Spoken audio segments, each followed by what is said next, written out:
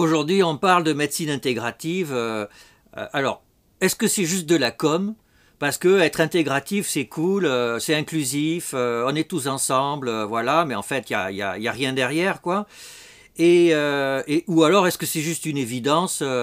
Bah, quand quelqu'un a un cancer, ben, on fait de la chirurgie, de la radiothérapie, de la chimiothérapie, ben, on intègre les trois, et puis voilà. Et donc, on n'a pas inventé la poudre en disant que c'est intégratif. Alors, ce qui m'a étonné il n'y a pas longtemps, vous savez, en ce moment, on s'interroge beaucoup sur la place des médecines alternatives. Donc, beaucoup de nos concitoyens vont voir ce type de médecine. D'ailleurs, pas trop en pédopsie, c'est ça qui est assez étonnant. Curieusement, c'est beaucoup encore. Plus la maladie est grave, plus les gens y quittent le système de soins habituel. Mais ça sera. C'est une autre histoire. Alors, donc, on essaie en ce moment de rationaliser le domaine des médecines alternatives en proposant un nouvel intitulé qui s'appelle les interventions non médicamenteuses, les INM, d'ailleurs dans lesquelles la place des psychothérapies est une vraie question. Et alors les collègues, au moment de définir ça, ils disent, ben, en fait les INM c'est un soin intégratif. Alors on a dit non mais, enfin quand même quoi, si les INM c'est un soin intégratif, ça veut dire que la médecine de base elle n'est pas intégrative, donc c'est quand même gênant. Et en fait en y réfléchissant, ben, c'est vrai que notre médecine moderne, elle s'est construite sur le fait qu'elle est désintégrative. Si vous voulez, c'est qu'à l'origine, en fait, tout à fait au début de la médecine, il y avait une médecine chamanique. Ben, la médecine chamanique, c'est une médecine intégrative. Le sujet, il est considéré en tant que sujet qui a un esprit, en tant que sujet qui a un problème dans son corps, qui est dans sa tribu, et sa tribu, elle est dans la forêt, et la forêt, elle est dans le cosmos, et il y a même une spiritualité, et le chaman, il s'occupe de tout. Ben ouais, mais ça marchait pas trop. La médecine chamanique, ça marchait pas trop. Et donc, en fait, la médecine occidentale, progressivement, elle s'est débarrassée de Dieu, elle s'est débarrassée de la famille, elle s'est concentrée sur le corps, après elle a regardé la cellule, et après elle a regardé la biologie moléculaire, et etc., etc. Et on en arrive où aujourd'hui? Ben, juste aujourd'hui, là, précisément, en fait, on est dans une épidémie, mais une épidémie, c'est super compliqué, vous êtes au courant, il n'y a pas besoin de faire de dessin. Mais qu'est-ce qui permet, en fait, qu'est-ce qui vraisemblablement va permettre de nous en tirer? Ben, un petit bout d'ARN. C'est quand même complètement extraordinaire. Mais qu'est-ce que c'est que l'ARN? Enfin, il a fallu penser l'épidémie, penser la maladie, penser le pathogène, et le pathogène le génotyper, et comprendre ce que c'est que l'ADN et l'ARN et la capsule, et etc., et les anticorps, et grâce à ça, on guérit. C'est le contraire de la médecine intégrative. Bah ouais, mais ça marche. Ça marche, et ça, du coup, ça a fasciné. Ça a fasciné, et d'ailleurs, c'est sûrement à cause de ça. Vous savez qu'en thérapeutique, on oppose les traitements curatifs des traitements symptomatiques. Et sous-entendu qu'un traitement symptomatique, c'est un peu ringard, quoi. Hein. Le vrai traitement médical qui fait le narcissisme de la médecine, c'est le traitement curatif. C'est-à-dire, il agit sur la cause de la maladie. Alors qu'en fait, on s'en fiche. Ce qui compte en médecine, c'est de soigner les gens. C'est de faire qu'ils aillent bien. Que ça soit curatif ou symptomatique, c'est pas le problème. Si on les soigne et qu'on guérit leurs symptômes sur le long terme, eh ben, que ça soit la cause ou pas, c'est pas un problème. Et puis, d'ailleurs, ça pose toujours des problèmes aux thérapeutes, vous voyez, parce que dans le diabète insulino-dépendant, est-ce que l'insuline, c'est un traitement symptomatique ou un traitement curatif? Ben, c'est ni l'un ni l'autre, en fait. On voit là qu'il y a un problème. Et en fait, ben, je pense que le problème derrière ça, c'est qu'il y a un quiproquo.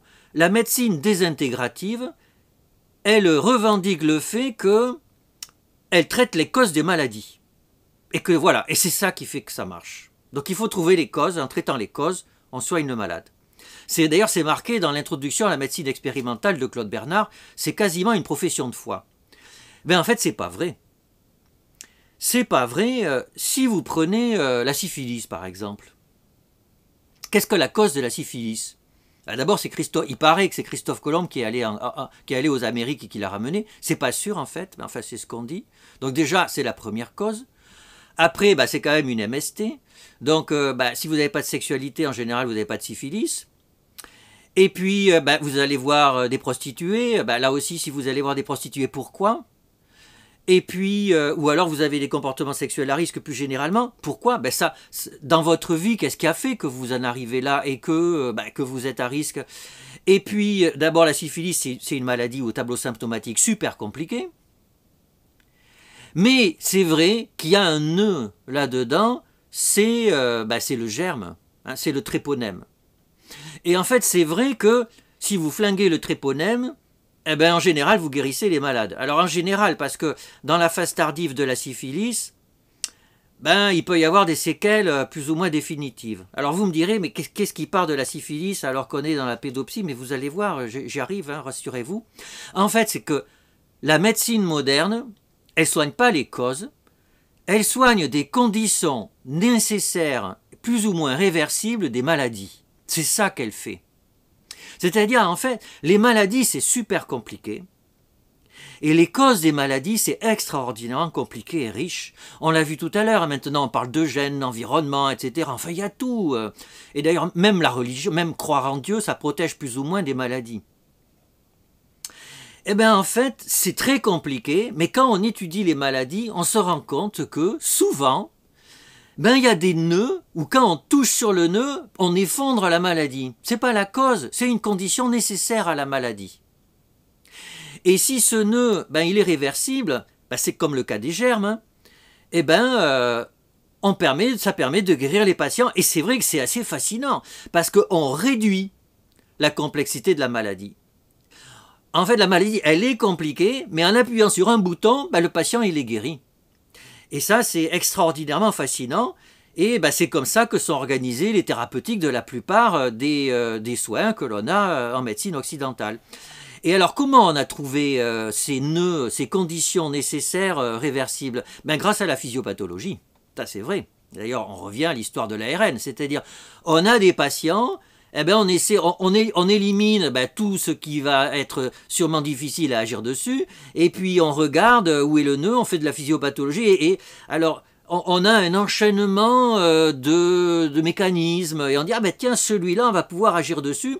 Alors, où ça va être un chirurgien, hein, qui va couper un truc, ou ça va être un médecin qui va prescrire un médicament, ou ça va être un dispositif médical. Et d'ailleurs, vous voyez, c'est ça qui est intéressant, c'est que les interventions non médicamenteuses, leur définition maintenant, c'est tout ce qui n'est pas un médicament, de la chirurgie ou un dispositif médical. Et donc, ben voilà. Donc du coup, ben, les maladies, c'est des patterns de conditions nécessaires sur lesquels les médecins essaient d'agir. Alors le problème, c'est que ça ne marche pas toujours. Alors ça ne marche pas toujours. D'abord, en fait, des fois vous trouvez le nœud sur lequel il faut agir, etc. Super, voilà, vous avez une prescription, super, et puis le patient il ne prend pas le médicament. Et donc le patient il n'est pas guéri. Et là, ben voilà, c'est-à-dire la condition nécessaire, ben oui, le traitement il n'agit pas dessus. Et puis en fait, aujourd'hui, quels sont les grands facteurs de risque évitables en médecine? Ben le tabac, l'alcool, la sédentarité, la malbouffe. Ben ouais, mais comment on fait? Quelles sont les conditions nécessaires sur lesquelles on peut agir dessus? Ah ben, le tabac, l'alcool, c'est pas la chirurgie, c'est pas les médicaments tellement qui agissent. Hein. Pareil pour la sédentarité et les malbouffes. Hein. Et donc aujourd'hui, ben, le monde médical orthodoxe, il est un peu embarrassé. Il est un peu embarrassé dans son paradigme parce qu'il se rend bien compte que trouver les conditions nécessaires, ça marche, c'est super excitant, c'est super efficace parfois, mais aujourd'hui on arrive un peu dans une impasse. Alors en psychiatrie là-dedans, et en pédopsie en particulier, ben en pédopsie, en psychiatrie, il y a des situations où ça peut marcher. Alors il y a un cas pathologique extraordinaire qu'on a en psychiatrie pour adultes, hein. C'est les TOC gravissimes, vous savez, où en fait on implante une électrode dans les noyaux gris centraux, on envoie de l'électricité et plus ou moins ça guérit le patient, plus ou moins. Enfin en tout cas, après il va vachement mieux qu'avant. Donc là, on est dans la condition nécessaire, réversible partiellement, la condition nécessaire. Alors le TOC, c'est très compliqué, on est bien d'accord, il y a même de la psychopathologie du TOC, n'ayons pas peur des mots. Mais en fait, il semblerait qu'en enfonçant une électrode dans un petit truc qui fait 5 mm de côté, le patient est débarrassé d'une grande partie de ses troubles. Alors c'est un cas rare. En pédopsie, est-ce qu'on a ça? Alors on me dirait pas du tout, la pédopsie elle n'est pas comme ça. Ben si, on a des cas. Il existe, en tout cas moi j'en ai rencontré, des patients hyperactifs avec un phénotype d'hyperactivité complètement pur, sans comorbidité, sans environnement compliqué, qui sont au tout début de leurs problèmes et du coup il n'y a pas eu de répercussions sur leur estime de soi, etc. Et où on prescrit un médicament qui va et les symptômes disparaissent. Et le patient est changé. Et d'ailleurs, tout le monde vous dit, les enseignants, les parents vous disent, c'est fantastique, il a changé en une semaine. Alors, je vous l'accorde, ce n'est pas du tout la majorité des patients hyperactifs, mais n'ayons pas peur des mots. Tout n'est pas forcément toujours compliqué en pédopsychiatrie. Des fois, il y a des problèmes qui sont simples. Et ça fait du bien. Ça fait du bien à tout le monde, à nous y compris. Alors, bien sûr, il faut reconnaître qu'en général, avec nos patients, c'est pas comme ça que ça se passe. D'accord. En général, comme on dit, c'est compliqué. C'est-à-dire, c'est un sac de nœuds. Eh bien, en général, effectivement, il n'y a pas de conditions nécessaires réversibles en pédopsychiatrie. Et d'ailleurs, pourquoi ? Pourquoi ? Contrairement à beaucoup d'autres champs de la médecine, il n'y a pas un endroit où on peut appuyer, où ça change tout. Ça peut arriver, hein, mais ce n'est pas le plus fréquent.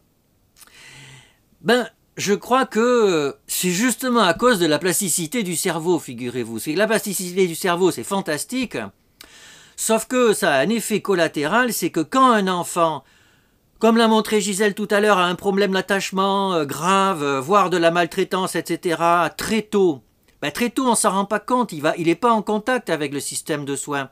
Qu'est-ce qui va se passer ? Il va s'adapter. Il va s'adapter de façon plus ou moins performante. Et parfois, il va se structurer dans cet environnement insécure. Et c'est lui, du coup, il est comme ça. Il est comme ça. Et au bout de 1, 2, 3 ou 4 ou 5 ou 6 années, voire quand on les a quand ils sont adolescents, ça fait 15 ou 16 ans, ils se sont construits autour de ce qui a fait qu'ils vont mal. Et du coup, c'est pas en appuyant sur un bouton que tout va changer du jour au lendemain, parce qu'ils sont structurés autour de ça.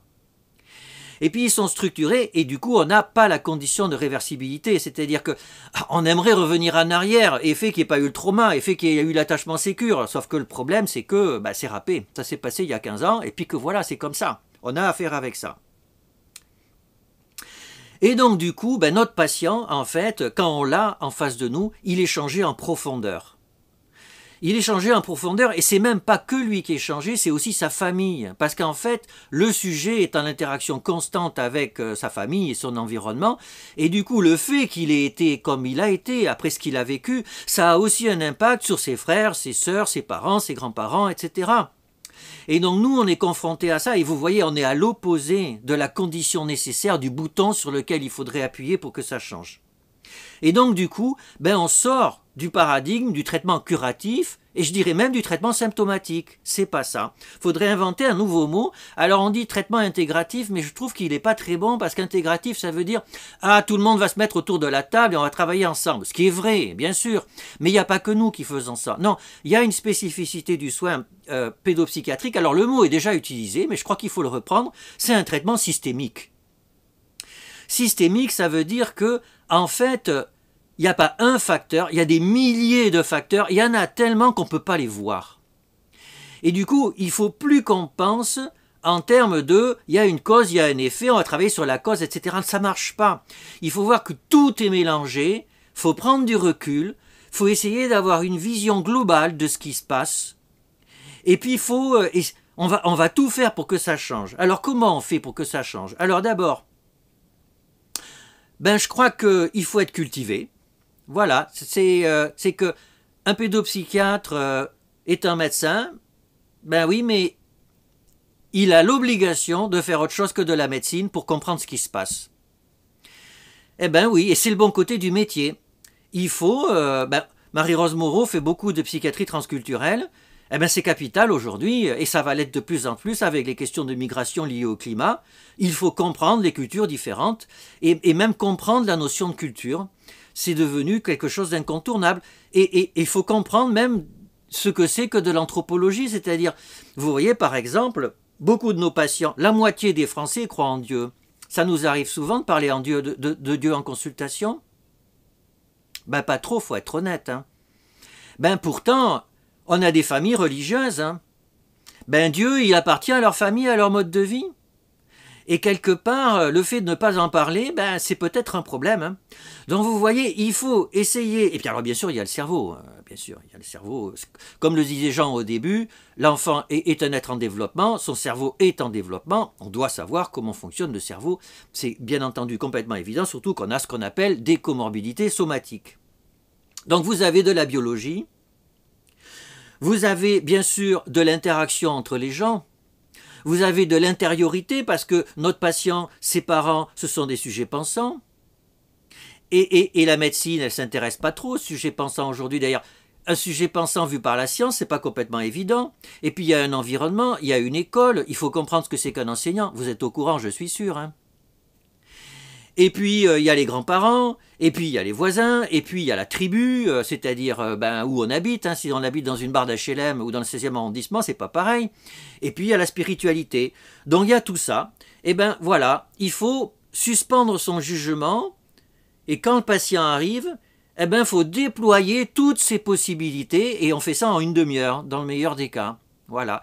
Déployer toutes ces possibilités, c'est se dire, ah ben, il a 6 ans, on va le regarder aussi comme un corps et un cerveau, parce que ça fait partie du job, mais on va regarder ses parents, comment ils interagissent, on va le regarder parler, on va le regarder ses parents, nous regarder, et on va s'enquérir de ce qui se passe autour de lui, dans sa chambre, etc., à l'école et dans sa société.